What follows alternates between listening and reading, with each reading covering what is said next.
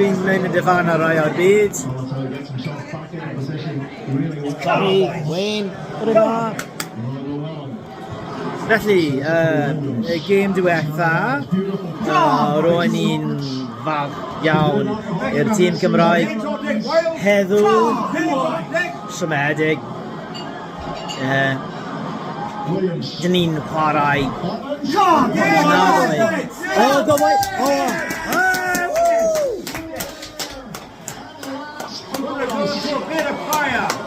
Try.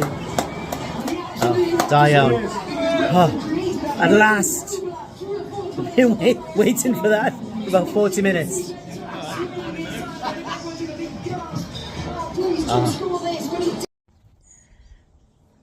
Shmai, dwi wedi niwedd cyrraedd adre, ond mae Cymru enillodd y gêm yn erbyn Yr Alban 35 i 29.